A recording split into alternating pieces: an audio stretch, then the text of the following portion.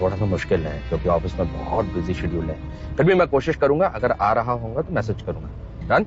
अच्छा सुनो ना, उनसे कोई बॉयज ट्रिप नहीं हुई थी। अजय बार बार फोन पर ऑफिस के ईमेल चेक कर रहा था। रोहित लॉयरों पर जोक्स सुना रहा था। करण अपने नॉवेल के लिए कुछ लिखने की कोशिश कर रहा था, पर कुछ समझ नहीं आ रहा था। देव एयर होस्टेस के स्केच बना रहा था। उसकी आंखों में शरारत थी। गोवा पहुंचना ऐसा लगा जैसे टाइम मशीन में बैठ गए हो। हवा में नमी, समुद्र की खुशबू, हंसी और म्यूजिक की आवाज, बहुत मजा आ रहा था। वो लोग एक बीच शैक में रुके जो उनके आलीशान होटलों से बिल्कुल अलग था, पर उन्हें यही चाहिए था। कोई बीवी नहीं, कोई बच्चे नहीं, कोई जिम्मेदारी नहीं, बस 4 दोस्त अपनी खोई हुई जवानी को वापस पाने के लिए तैयार। सबसे पहला काम बियर, ढेर सारी बियर। वो लोग बीच पर बैठे सूर्यास्त देखते हुए पुराने दिनों की बातें करते रहे। कॉलेज के रोमांस, मजेदार किस्से और अपने भविष्य के सपने जो अब बहुत दूर लग रहे थे। अगले कुछ दिन धूप, रेत और अजीबोगरीब फैसलों से भरे थे। वो लोग समुद्र में तैरे, सर्फिंग करने की कोशिश करी जो बड़ी बेकार रही, और खूब सी फूड खाया। बीच वॉलीबॉल भी खेला, जिससे पता चला कि उम्र ने उन्हें पूरी तरह से बूढ़ा नहीं बनाया है। एक शाम सनबर्न और हैंगओवर से परेशान वो लोग एक बीच पार्टी में पहुंच गए। म्यूजिक तेज था, ड्रिंक्स चल रही थी और हवा में सनस्क्रीन और किसी और चीज की खुशबू थी, रोमांच की। तभी उन्होंने उन्हें देखा। 4 औरतें बार के पास हंस और नाच रही थी। वो बहुत खूबसूरत थी, एक से बढ़कर एक। रोहित, जो कभी मौका नहीं छोड़ता, उसने अजय को कोहनी मारी। देख क्या माल है, उसने फुसफुसाते हुए कहा। उसकी आंखों में चमक थी। अजय, जो आमतौर पर समझदार होता है, उसने सबको चौंका दिया। चलो उनसे बात करते हैं, उसने कहा। उसकी आंखों में शरारत थी। और बस यूं ही वो चल पड़े। 4 अधेड़ उम्र के आदमी इंप्रेस करने निकले। वो औरतें वो सब थीं जो ये मर्द नहीं थे। कॉन्फिडेंट, ग्लैमरस और जिंदा दिल। रिया थी तेज तर्रार लेखिका। फिर थी तान्या, कामयाब बिजनेसवुमन जो किसी को भी अपना बना सकती थी। नेहा, आजाद ख्यालों वाली कलाकार जिसने अपने बोहेमियन चार्म से सबको मोहित कर लिया। और फिर थी अनन्या, रहस्यमयी संगीतकार जिसकी आंखों में 1000 कहानियां थीं। उन्हें हैरानी हुई कि वो औरतें उनसे बात करने में दिलचस्पी रखती थीं। शायद उन्हें ये 4 थोड़े बड़े, थोड़े अजीब आदमी अपनी जवानी को जीने की कोशिश करते हुए दिलचस्प लगे, या शायद उन्होंने उनके अंदर कुछ और देखा। कारण जो भी हो, मर्द तो फिदा हो गए। रोहित सबसे ग्लैमरस वाली तान्या के पीछे पड़ गया। अजय रिया की बुद्धिमत्ता से आकर्षित हो गया। करण हमेशा की तरह रोमांटिक अनन्या की शांत तीव्रता पर फिदा हो गया। और देव, जो हमेशा चुप रहता था, नेहा के आजाद ख्यालों से आकर्षित हो गया। रात अपने रंग में आ गई। नाच गाना, दारू और इतनी फ्लर्टिंग की जवान लड़के भी शर्मा जाए। रोहित टकीला के नशे में तान्या को अपनी वकालत से इम्प्रेस करने की कोशिश कर रहा था। मामला उल्टा पड़ गया जब तान्या ने उसे ड्रिंकिंग कंपटीशन के लिए चैलेंज कर दिया। वो हार गया, बुरी तरह। अजय, जो आमतौर पर बड़ा बोलता है, रिया के सामने बोलती बंद हो गई। उसने 2 बार अपना ड्रिंक रिया पर गिरा दिया। उसे हैरानी हुई कि रिया बस हंसती रही। उसकी आंखों में चमक थी। करण स्मार्ट बनने की कोशिश में अनन्या को शेक्सपियर सुना रहा था। उसने अपनी भौहें उठाई और उसे पूल खेलने के लिए चैलेंज कर दिया। देव, जो हमेशा चुप रहता था, उसने नेहा का एक नैपकिन पर पोर्ट्रेट बना दिया। वो इस बात से खुश हो गई और वो दोनों रात भर कला और जिंदगी के बारे में बातें करते रहे। जैसे जैसे रात बीतती गई, एक अजीब सी बात हुई। वो लोग अपने मिड लाइफ क्राइसिस, अपनी बीवियों, अपनी परेशानियों को भूलने लगे। वो बस 4 दोस्त थे, मजे कर रहे थे, खूबसूरत औरतों के साथ। कई सालों बाद उन्हें जिंदा होने का एहसास हुआ। अगली सुबह हकीकत ने उन्हें झकझोर कर रख दिया। सर में दर्द और धुंधली यादों के साथ उठकर उन्हें एहसास हुआ कि उन्हें नहीं पता कि ये औरतें असल में कौन थीं। वो लोग उस पल में इतना खो गए थे कि उन्होंने फोन नंबर या नाम तक नहीं पूछा था। उनके नाम क्या थे? रोहित ने अपना सर पकड़ते हुए कहा। और सबसे जरूरी बात, कल रात हुआ क्या था? अजय घबराहट में अपने जेबों में कोई सुराग ढूंढ रहा था। उसे बस एक नैपकिन मिला जिस पर एक फोन नंबर लिखा था, रिया का नंबर। उन्होंने अगले कुछ घंटे पिछली रात की घटनाओं को याद करने में बिताए। किसने क्या किया, कौन कहाँ गया, और सबसे जरूरी बात, वो इन औरतों को कैसे ढूंढेंगे। ये नशे में की गई पहेली सुलझाने जैसा था। जब वो लोग उम्मीद हारने वाले थे, तोतों का एक झुंड उनके शैक पर आ गया। एक जिद्दी तोता करण के सर पर बैठ गया, हिलने का नाम नहीं ले रहा था। उसके पैर में एक छोटा सा लिपटा हुआ नोट बंधा था। सूर्यास्त के समय बरगद के पेड़ के नीचे मिलो, उस पर लिखा था, और बियर लाना। बस इतना लिखा था। बरगद का पेड़ एक मशहूर जगह थी, एक विशाल पुराना पेड़ जिसकी शाखाएं दूर तक फैली हुई थीं। और जाहिर है तोतों के जरिए भेजे गए गुप्त संदेशों के लिए भी यही जगह थी। किसे पता था?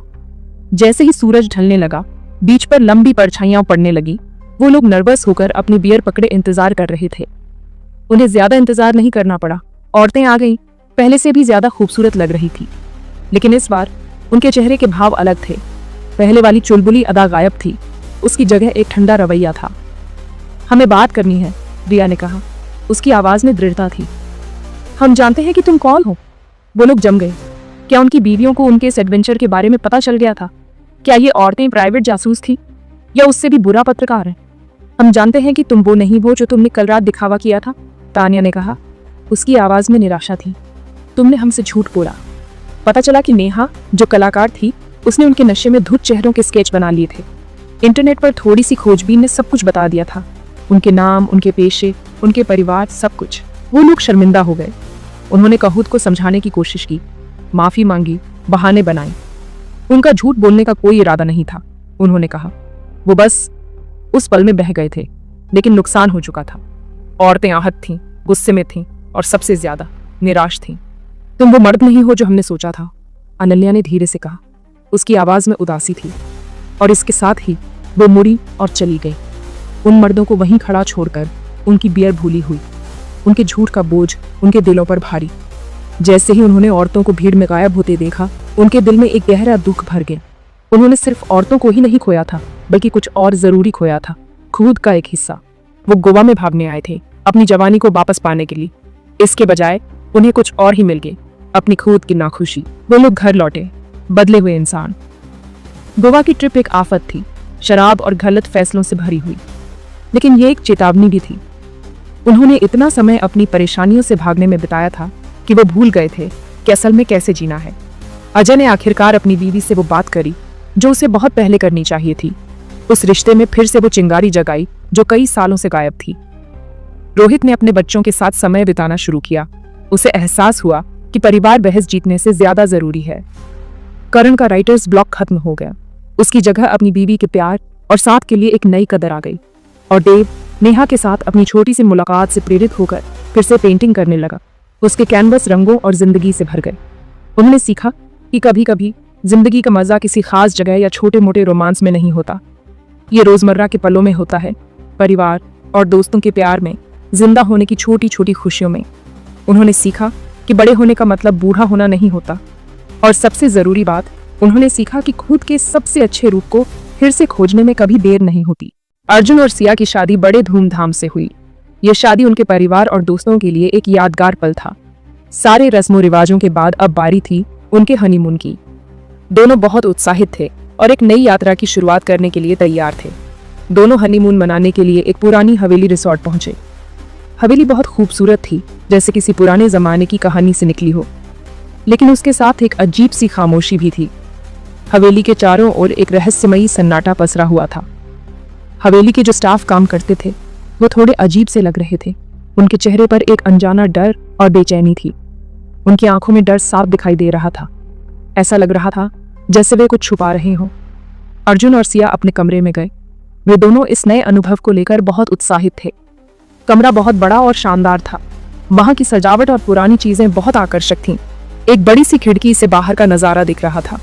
बाहर का दृश्य बहुत ही मनमोहक था, लेकिन कमरे में एक अजीब सी गंध थी। ये गंध बहुत पुरानी और रहस्यमयी लग रही थी, जैसे बहुत सालों से बंद पड़ा।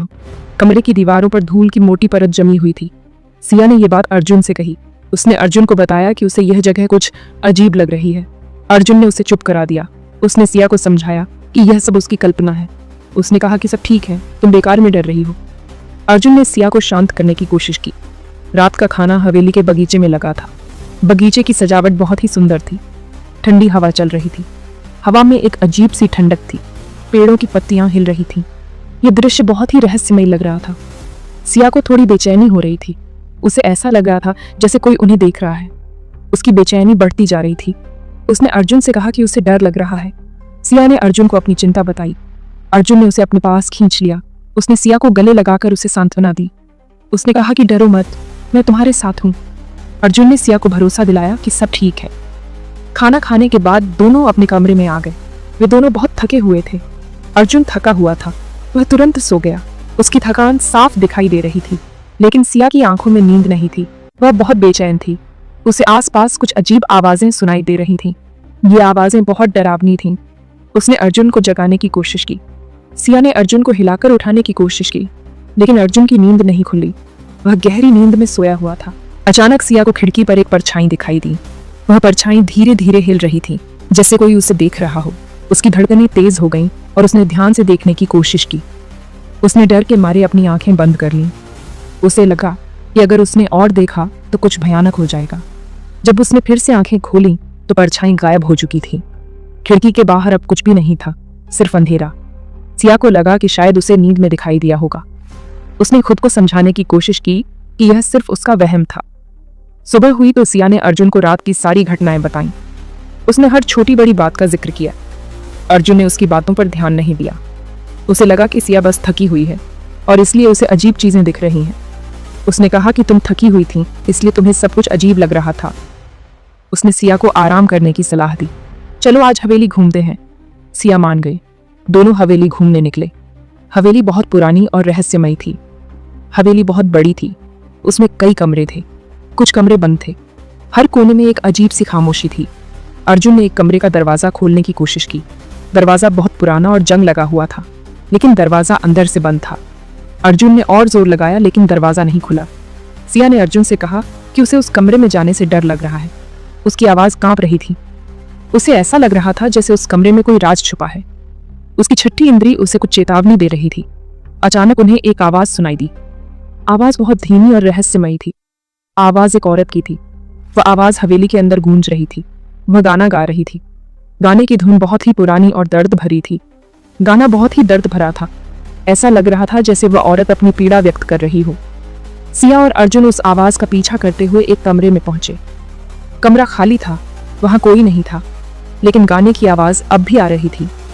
आवाज कमरे के हर कोने से आ रही थी। अर्जुन को समझ नहीं आ रहा था कि क्या हो रहा है। वह चारों ओर देखने लगा। सिया डर के मारे कांप रही थी। उसकी आंखों में डर साफ झलक रहा था। अर्जुन ने सिया को चुप कराया। सिया की आंखों में डर साफ झलक रहा था। उसने कहा कि डरो मत, मैं तुम्हारे साथ हूं। हम इस रहस्य को सुलझाएंगे। हम पता लगाएंगे कि यह आवाज कहां से आ रही है। यह जगह अजीब है, लेकिन हमें हिम्मत नहीं हारनी चाहिए। दोनों उस कमरे में घूमे। हर कोने को ध्यान से देखा। उन्हें एक बड़ा सा शीशा दिखाई दिया। शीशा बहुत पुराना था। ऐसा लग रहा था जैसे कई सालों से किसी ने इसे छुआ भी नहीं हो। उस पर धूल जमी हुई थी। धूल की मोटी परत ने शीशे को लगभग अदृश्य बना दिया था। सिया ने शीशे को साफ किया। उसने धीरे धीरे धूल हटाई। जैसे ही सिया ने शीशे को साफ किया, उसे कुछ अजीब महसूस हुआ। शीशे में एक औरत की परछाई दिखाई दी। वह परछाई बहुत ही धुंधली थी। औरत ने लाल रंग की साड़ी पहनी हुई थी। उसकी आंखें बहुत ही डरावनी थीं। उसके बाल खुले हुए थे।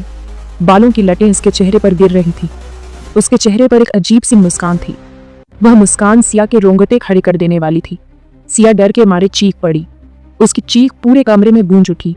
अर्जुन ने सिया को पीछे खींच लिया। उसने सिया को अपने पास खींचकर सुरक्षित महसूस कराया। जब उसने फिर से शीशे की तरफ देखा तो परछाई गायब हो चुकी थी। शीशा अब बिल्कुल सामान्य लग रहा था। अर्जुन ने सिया से कहा कि शायद तुम्हें धोखा हुआ होगा। यहाँ कोई नहीं है। यह सब तुम्हारे दिमाग का खेल हो सकता है। लेकिन सिया को यकीन हो गया था कि उसने जो देखा वह सच था। यहाँ कुछ न कुछ गलत जरूर है। लेकिन अर्जुन उसकी बात मानने को तैयार नहीं था। उसने कहा कि हमें और जांच करनी चाहिए। अगले दिन अर्जुन और सिया नाश्ते के लिए नीचे आए। हवेली के जो लोग काम करते थे वो अब भी डरे हुए लग रहे थे। सिया ने उनसे पूछा कि क्या हुआ है, लेकिन किसी ने भी कुछ नहीं बताया। अचानक एक बूढ़ा आदमी वहां आया। उसने अर्जुन और सिया को अपनी कहानी सुनाने का फैसला किया। बूढ़े आदमी ने बताया कि यह हवेली श्रापित है। कई साल पहले इस हवेली में एक राजा रहता था। राजा बहुत बुरा था। उसने अपनी पत्नी पर शक किया और उसे जिंदा जला दिया। तब से राजा की पत्नी की आत्मा इस हवेली में भटक रही है।